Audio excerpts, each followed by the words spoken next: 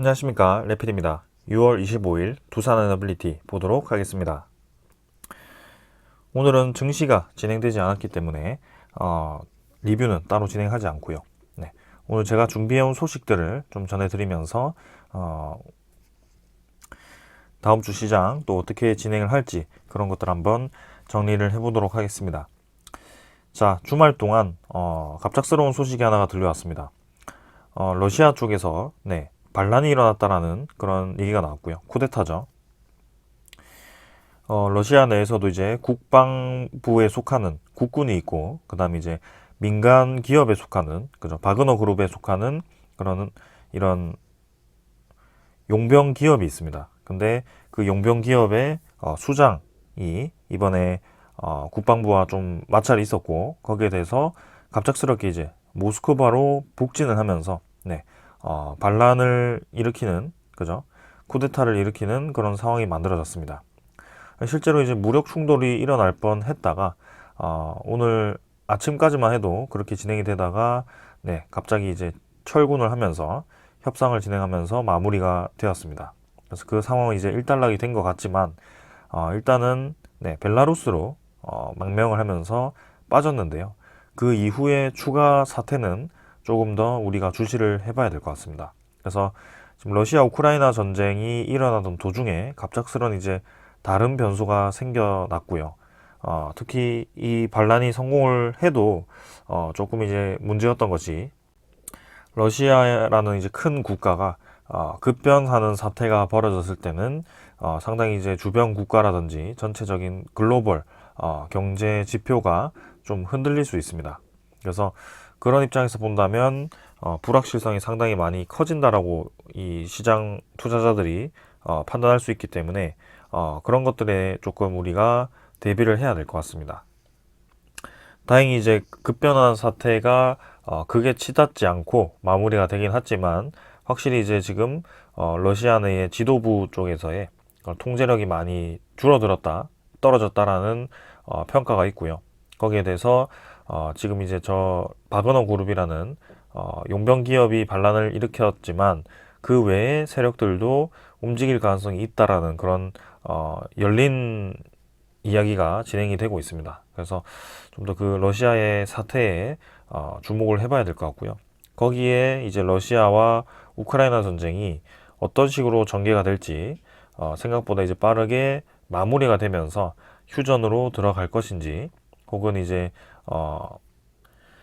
다시 한번 러시아의 그런 지도부들이 빠르게 이 상황을 안정화시키고 좀 장기전으로 계속 이어갈 것인지 그런 것들도 주목을 해봐야 되겠습니다. 그래서 이 불확실성이 증가한 것에 대해서 내일 시장부터 해서 이 증시가 어떤 식으로 반응할지는 좀 더 봐야 될 것 같은데요.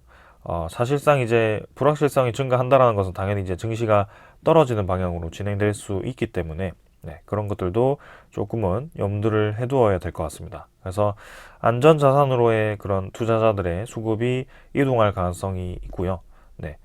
그런 부분에서 이 주식시장은 다음 주에는 조금 좋지 않은 방향으로 진행될 가능성도 있습니다. 그래서 그 상황은 좀 이제 주시를 해보고 정리가 되면 여러분들께 추가로 좀 전달 드리도록 하겠습니다. 자, 그 다음은 이 바그너 그룹이 사실 철군을 하긴 했지만 그냥 조용히 갔다가 조용히 철군한 게 아닙니다. 이 러시아의 그 주요 도시 중 하나인 그죠? 보로넷이라는 도시를 점령을 했었고요. 거기서 석유 저장고를 폭발을 시켰습니다. 그래서 원유라든지 그런 것들의 주요 상품 가격이 이제 불안해질 수 있다라는 그런 전망이 나왔고요. 이 사태가 장기화되면 원자재 값이 다시 올라갈 수 있다라는 그런 좀 부정적인 전망이 있었습니다.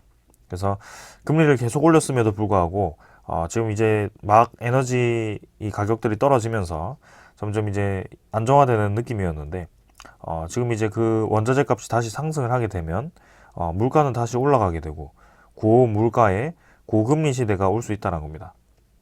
그래서 고금리이기 때문에 이미 경기 침체는 진행이 되고 있는데 물가가 다시 올라가 되었을 때는 이제 이 두 가지가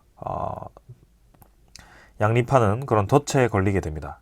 그래서 둘 중 하나는 포기해야 되기 때문에 결국에는 물가를 잡는 쪽으로 선택을 했었죠, 이번에도. 그렇기 때문에 금리를 가파르게 상승을 시켰는데, 만약에 다시 한번 물가가 가파르게 올라가게 된다면 금리를 더 올릴 수밖에 없습니다.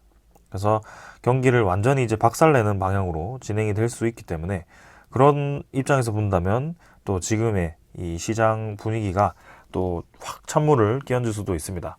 그래서 아무래도 FOMC에서도 하반기에 추가적인 금리 인상이 가능하다라는 얘기와 함께, 그 다음에 영국 쪽에서도 빅스텝을 깜짝 이 상승을 시키면서 아직 인플레이션이 완벽하게 잡히지 않았다라는 그런 전망을 내놨는데요. 거기에 이어서 이런 사태가 벌어지니까 앞으로에 대한 주요 이 국가들의 은행이 어떤 식으로 이 상황을 타개해 갈지, 그런 것들도 좀 주시를 해 봐야 될 것 같습니다. 자, 그래서 전체적인 시장 입장에서는 좀 부정적으로 진행이 되고 있습니다. 자, 그러나 두산 에너빌리티 입장에서 또 본다면 조금은 다르게 해석할 수도 있는데요. 미국의 트레이더가 원유 가격 급등에 대비를 해야 된다. 그래서 원유가 최근에 이제 70달러 위아래로 흔들면서 크게 올라가지도 못하고 내려가지도 않았지만 결국엔 70달러가 깨지면서 국제유가가 마무리가 되었었거든요. 근데 네, 이번에 이제 러시아의 내분으로 인해서 원유 창고가 이제 폭발을 했고, 거기에 대해서 세계 원유 공급에 대한 위험을 이렇게 뜻한다라고 분석을 했습니다. 그래서 석유관이 막히거나 석유 저장고 및 그 다음에 항구가 점거되어서 원유 공급이 차질을 빚을 수 있다. 그래서 어떤 단계도 일어날 수 있기 때문에 이 상황이 오래될수록 유가는 계속 올라갈 수밖에 없다라는 그런 얘기가 나오고 있습니다. 그래서 지난해 2월에는 러시아와 우크라이나 침공 이후 원유와 천연가스, 곡물 등 주요 원자재가 일제히 급등을 했고요. 1970년대 오일 쇼크를 연상케 하는 그런 우려의 목소리가 나올 만큼 상당히 급등을 많이 했었습니다. 근데 이제 러시아 우크라이나 전쟁이 장기화가 되고, 거기에 대해서 이제 일정 부분 이 에너지 공급에 대한, 그 다음에 곡물 공급에 대한 이 수출이 원활하게 진행이 되다 보니 다시 이제 그 원자재 가격이 좀 떨어졌습니다. 그래서 사실 국제유가를 보더라도 지금 이 5년치를 보게 되면 100달러 이상 넘어서 120달러 근처까지 2021년, 2022년 사이에 이렇게 상승을 했었는데요. 그게 이제 줄곧 이제 서서히 떨어지면서 점점 이제 떨어지면서 국제유가가 70달러 수준까지 왔습니다. 자, 그러나 여기서 이제 저런 사태가 벌어졌을 때 당장 내일부터 이 국제유가가 다시 올라갈 가능성이 있거든요. 그래서 이 국제유가가 어디까지 올라갈지는 또 이제 지켜봐야 되겠지만, 또 한번 이 고점 근처 80달러 근처까지도 상승을 할 수 있을 것 같습니다, 단기간에. 그래서 자, 이 사태가 계속 지속이 된다면 또 이 FOMC라든지 그런 국제 은행들이 굉장히 이제 골머리를 앓을 것 같습니다. 네, 그래서 유가가 어디까지 올라갈 것인지도 한번 주목을 해봐야 될 것 같습니다. 자, 그러고 국제 유가에 이어서 천연가스도 지금 바닥을 찍고 올라오기 시작한다라고 합니다. 그래서 전반적인 지금 에너지 관련 이 원자재 값들이 다시 오르기 시작했고요. 천연가스도 방금 차트로 한번 보게 되면 작년에 이제 러시아 우크라이나 전쟁과 함께 상당히 이제 급등을 했던 천연가스인데요. 그게 천연가스가 가격이 많이 떨어졌었습니다. 네, 그래서 엄청나게 올라갔다가 이제 쑥 떨어졌는데요. 네, 근데 그 가격이 다시 이렇게 바닥에서 바닥을 찍고 올라가기 시작했다는 점입니다. 여기 이제 그냥 올라가는 것이 아니고 공급에 대한 불안정이 또 이 이슈가 되었고요. 그 내용을 살펴보게 되면, 자, 내용은 이제 이 가격이 다시 상승하고 있는 이유는 엘니뇨로 인한 냉방향 전력 수요가 증가를 한 영향이다. 그래서 엘니뇨에 의해서 전체적인 지구 온도가 뜨거워지면서 거기에 대해서 이제 전력을 많이 사용을 한다. 그래서 천연가스를 주로 사용하는 국가들에 대해서 이 천연가스에 대한 수요가 증가를 했고, 거기에 대해서 네, 이 가격이 올라가고 있다. 이렇게 이제 나오기도 했고요. 그 다음에 글로벌 최대 에너지 소비국인 미국의 천연가스 소비 수요가 증가를 하고 재고가 감소를 했기 때문에 거기에 대해서 추가적인 또 상승이 유발이 되었다고 합니다. 그래서 이베스트 투자증권연구원은 천연가스의 반등 추세는 최소 이제 8월 달까지, 8월 초까지 지속이 될 가능성이 크고, 매년 5월 말부터 냉방 시즌에 돌입한다는 점에서 당분간 이 천연가스 수요가 줄어들지 않을 것이다 라고 분석을 했습니다. 거기에 이제 유럽의 상황도 좋지 않다고 합니다. 최근 네덜란드 정부는 환경 문제로 유럽 최대 규모의 가스전인 흐로닝언 가스전을 영구 폐쇄한다라고 이제 발표를 했고요. 그렇게 폐쇄가 되면 미국으로부터 수입되는 액화 천연가스 수요가 더욱 늘어날 것으로 예상을 하고 있죠. 그래서 그 가격이 이제 계속 올라갈 거라고 분석을 하고 있습니다. 그래서 지금 원유라든지 천연가스가 같이 반등을 하는 그런 상황이 만들어졌고요. 거기에 대해서 또 에너지주가 관심을 받을 가능성이 큽니다. 자, 그래서 두산 에너빌리티를 비롯해서 갖가지 대체 에너지의 수요가 증가했던 이유가 있었죠. 당연히 이제 그런 탈탄소라는 이슈가 우선이기도 했고요. 그 다음에 두 번째가 에너지 수요가 증가했기 때문입니다. 그래서 대체 에너지가 추가로 증가했고, 세 번째는 이제 에너지 안보였습니다. 네. 이 세 번째 이유 때문에 가장 큰 영향을 받았던 것 중에 하나였고요. 그래서 전쟁으로 인해서 저런 원유라든지 이 천연가스, 그죠? 원유와 천연가스 가격이 급등을 하게 되니까 거기에 이어서 이 두 가지를 이용해서 에너지를 많이 생산하는 국가들은 상당히 타격을 받을 수밖에 없었습니다. 그래서 그 국가의 대표적인 기업들이 적자를 볼 수밖에 없는 상황이 만들어진 거고, 이번에 우리나라도 그 타격을 받았던 것입니다. 그래서 한국전력이라든지 그런 공기업들이 엄청난 이제 적자에 지금 허덕이고 있는 상황인데요. 지금 이제 다행히 원유와 천연가스가 가격이 떨어져서 이전 상태처럼 돌아오긴 했지만 그동안 쌓아왔던 적자는 계속 유지가 되고 있습니다. 근데 그런 상황 속에서 다시 한번 이 가격이 치솟기 시작한다라고 한다면 추가적인 적자가 발생할 가능성이 크고요. 거기에 대한 분명한 이 에너지 분배를 해야 됩니다. 그래서 이 원자재에 의존하는 그런 에너지 공급망은 상당히 불안정하다라는 것을 이제 우리가 교훈으로 얻었고요. 그러면 이 천연가스라든지 원유를 이용하는 그 비중을 줄일 수밖에 없겠죠. 그래서 안정적으로 생산할 수 있는 그런 에너지원을 택할 수밖에 없고, 그게 신재생 에너지라든지 그런 원자력 에너지가 대체 에너지로 될 수 있습니다. 그러나 신재생 에너지도 태양이라든지 태양빛이라든지 풍력이라든지 이 두 가지에 의존하는 에너지원이기 때문에 거기에 대해서도 매일 일정하게 생산을 할 수가 없습니다. 그런 면에서 본다면 원자력 에너지가 이제 가장 안정적인 에너지인데요. 거기에 이제 핵 폐기물 발생 때문에 조금 이제 반대되는 부작용도 있습니다. 네. 그러나 분명히 이제 그런 것들 때문에 지금 에너지 시장이 관심을 받고 있고, 신재생 에너지와 함께 원자력 에너지가 같이 관심을 받는 이유 중에 하나라고 생각을 합니다. 자, 그러나 이 원자력 에너지도 사실 원료가 있죠. 네.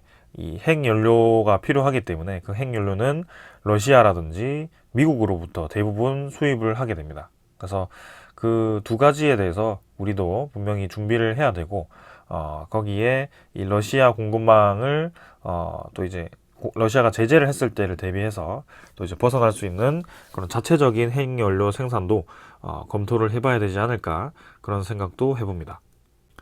자, 일단은 이렇게 원자재 가격이 급등을 했을 때 반응하는 종목 중에 하나가 SMR이라는 뉴스케일 파워의 종목이었습니다. 그래서 원유가 떨어지면 뉴스케일 파워에 대한 주가도 떨어지고요. 원유가 급등을 하면 뉴스케일 파워에 대한 주가도 급등을 하곤 했습니다.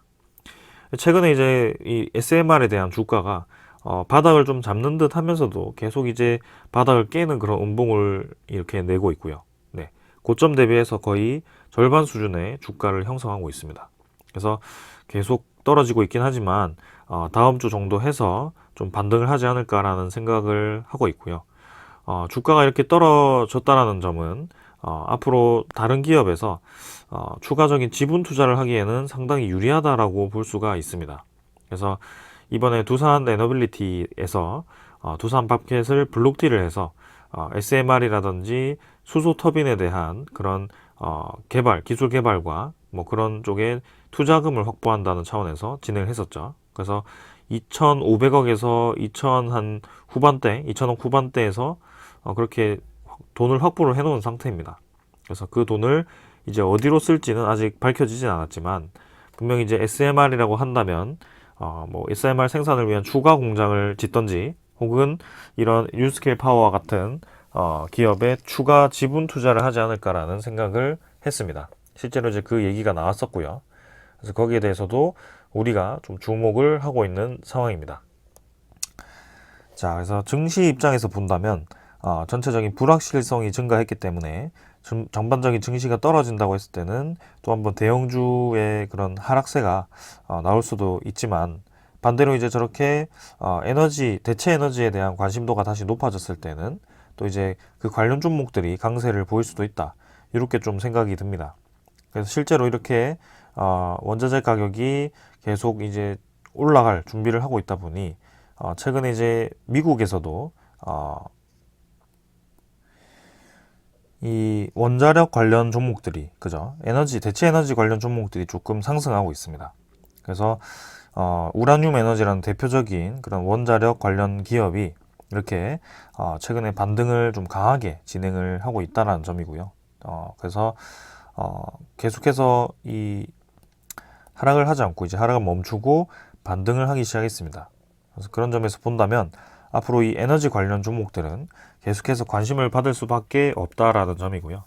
이번에 지구온난화를 막기 위해서 탈탄소도 진행을 해야 되고 그 다음에 에너지 안보 차원에서 그렇게 이제 원자재를 사용하는 에너지를 벗어날 수 있는 그런 안정적인 기저에너지원 역할을 할 수 있는 에너지원도 찾아야 되고 그래서 거기에 친환경이라고 해서 정부 차원의 그런 지원금도 받을 수 있는 에너지원이라고 한다면 네, 신재생 에너지와 원자력 에너지 두 가지 정도밖에 생각이 나지 않습니다.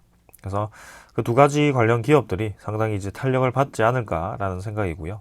거기에 대해서 자, 다음 주에는 이 시장에 따라서 갈지 혹은 에너지 강세에 따라서 갈지 그런 것들을 좀 살펴보도록 하겠습니다. 자, 그래서 원자재 관련 소식은 이 정도로 좀 말씀을 드렸고요. 자, 그러면 추가적으로 다른 설명을 좀 드리도록 하겠습니다. 자, 그리고 이제 주말에 또 추가로 소식이 나온 것이 있습니다. 두산 에너빌리티가 아니지만 현대건설에서 사우디와 이제 6.5조 계약을 체결했다고 합니다. 그래서 단일 계약으로는 아주 큰 규모로 계약을 했고요. 원전 수주 이 다음으로 큰 수준으로 지금 사우디로부터 건설 수주를 따냈습니다. 자, 그래서 이 수주를 시작으로 해서 앞으로 네, 우리나라 그런 큰 기업들이 건설 기업들이 추가적으로 사우디 쪽에 혹은 중동 쪽에 건설 수주를 할 수 있다라는 그런 기대감이 커지고 있고요. 특히 이번에 현대건설이 아람코와 신뢰를 쌓으면 10억 불 넘는 대형 공사를 따냈다라고 했는데 이 아람코와 지금 협력을 하고 있는 기업 중에 하나가 또 두산 에너빌리티거든요. 그래서 협력을 해서 그 1조 이상의 규모로 지금 주단조 공장을 짓고 있기 때문에 그 이외에 또 추가적인 수주도 건설 수주도 두산 에너빌리티도 충분히 가능할 거라고 생각합니다. 자, 그래서 앞으로 네옴시티 관련해서 추가적인 수주가 이제 하나둘씩 나올 텐데요. 거기에 추가적으로 이제 발주가 어느 기업에 또 나오는지 한번 주목을 해볼 거고, 그 다음에 이라크 이 재건 관련해서도 얼마 전에 제가 설명을 드렸는데 그렇게 건설 기업들에 대한 수요가 충분히 있고, UAE도 지금 이제 추가적인 큰 프로젝트들이 준비를 하고 있습니다.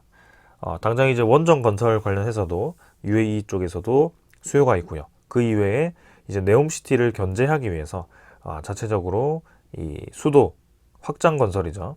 두바이 확장 건설을 준비를 하고 있습니다. 특히 UAE 같은 경우는 우리나라에 대규모 투자를 약속한 국가이기 때문에 그런 면에서 본다면 우리나라가 건설 참여를 할 수 있는 좋은 기회가 될 수 있을 것 같습니다. 그래서 앞으로 이 중동 시장이 어떻게 진행이 될지 계속 주목을 해볼 거고요. 분명히 좋은 소식은 들려올 거라고 또 기대를 하고 있습니다. 자, 거기에 중동 시장 이외에도 지금 우리나라가 동남아 시장을 계속 두드리고 있습니다. 최근에 이제 베트남 쪽에 우리나라 경제사절단이 가서 이제 많은 협약을 진행을 했는데요. 그 중에 두산 에너빌리티는 베트남 세계 발전사와 친환경 연료 전환 사업 추진을 한다고 합니다. 내용을 보시면 베트남에서 친환경 연료 전환 사업을 추진하고요. 베트남에서 화력발전소를 운영 중인 세계 기업과 친환경 연료 전환 사업을 추진 위한 업무 협약 MOU 체결을 했다라고 합니다. 그래서 두산 에너빌리티가 베트남 내 화력발전소에 또 이제 큰 공사를 많이 진행을 했었기 때문에 거기에 이제 친환경 연료 전환 사업을 이제 진행한다는 것이죠. 그래서 아마 이 화력발전소들도 두산 에너빌리티가 건설을 했었기 때문에 거기에 대해서 이 전환 과정에서 이 나올 수 있는 수요를 또 두산 에너빌리티가 소주할 수 있을 것으로 또 기대가 됩니다. 그래서 우리나라 내부에서도 지금 이제 화력 발전소들을 LNG로 가스 발전으로 이제 바꾸고 있고요. 그 과정에서 가스 터빈에 대한 수요가 많이 들어오고 있는데요. 아무래도 이 친환경 에너지로 전환을 한다라고 한다면 가스 터빈으로 전환을 할 것으로 기대가 됩니다. 그래서 LNG라든지 혹은 수소를 추가해서 수소 복합 화력 발전이죠. 네, 화력이 아니죠. 수소 복합 발전이라고 하겠습니다. 그래서 그렇게 진행이 될 것 같고요. 이 수소를 포함하는 암모니아, 그죠? NH3이기 때문에 그런 암모니아 발전도 가능할 것으로 기대가 됩니다. 그래서 연료 전환 기술 및 도입 방안을 도출하고 이후 순차적으로 파일럿 프로젝트를 선정한 뒤에 추진을 하겠다. 이렇게 얘기가 되었고요. 두산 에너빌리티가 이 베트남 쪽에서 이때까지 수주를 많이 했었기 때문에 최근에 이제 큰 수주권이 없었는데 앞으로 그 좋은 소식이 들려올 수 있기를 또 기대를 해보겠습니다. 자, 그래서 이렇게 큰 기술 협약을 체결했다는 점에서 긍정적이다. 자, 이렇게 해외 시장도 있지만 국내에서도 이제 계속해서 그 가스터빈 관련한 기술이 검증이 되고 있습니다. 그래서 올 하반기에는 분당 열 병합 발전소, 그 다음에 보령 열 병합 발전소 해서 두 가지를 통해서 가스터빈 실증을 할 계획인데요. 그 규모가 이제 6천억 정도입니다. 근데 그 전에 이 김포 열 병합 발전소에 이미 설치를 하고 납품을 하고 이제 불을 붙여서 실제로 이제 돌리고 있죠.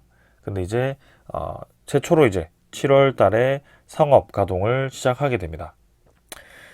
자, 그래서 내용을 보시면 김포 열 병합 발전소가 7월부터 본격 가동이 된다. 그래서 이에 따라서 장거리 열 수송으로 그동안 저하된 열 에너지를 공급받았던 한강 신도시뿐만이 아니라 주변 지역 고효율 열 에너지와 전기를 사용할 수 있게 되었다. 그래서 다음 달 31일부터 상업 운전을 개시를 하게 되고 액화천연가스를 연료로 하는 한국형 가스터빈을 통해서 하루에 495메가와트의 전기와 281 기가칼로리 퍼 시저, 그래서 열을 생산하게 된다고 합니다. 그래서 전기와 열을 같이 생산한다는 점에서 두 가지를 잡을 수 있는 일석이조고요. 네, 그런 면에서 이 주변 도시와 그런 쪽에 많은 이 좋은 역할을 할 수 있을 것으로 기대가 됩니다.